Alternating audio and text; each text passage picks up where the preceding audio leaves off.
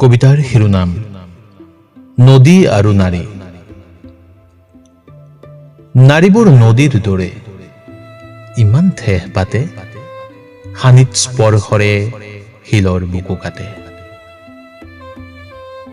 গভীৰতা আৰু দীৰ্ঘতাৰ জোখেৰে নদীয়ে সাগৰ ধিয়াই সপোন ৰচে। সৌন্দৰ্য আৰু গুণৰ আকৰেৰে নাৰীয়ে ধৰণী ধুনীয়া কৰে। এজাক পৰিভ্ৰমী চৰাই উৰে নদীখনৰ দুয়োপাৰে। প্ৰেমিক হৃদয়বোৰে সমদল কৰে, ঠিক নাৰীৰ অবিন্যস্ত চুলিৰ দৰে। নদীৰ কোনো নিয়ম নাথাকে, বৈ থাকে অক্লান্ত গতিৰে। নাৰীয়েও কোনো সময় নামানে প্ৰেমৰ বাবে, মাতৃত্বৰ অকৃত্ৰিম স্নেহৰ বাবে। নদীৰ গভীৰ বুকুত ডুব যোৱা বেলি আৰু নাৰীৰ নীলাভ চকুত হেৰাই যোৱা পুৰুষ দুয়ো প্ৰেমত পৰে। আচলতে নদীৰ গৰাখহনীয়াৰ দৰে নাৰীৰো দুখ থাকে।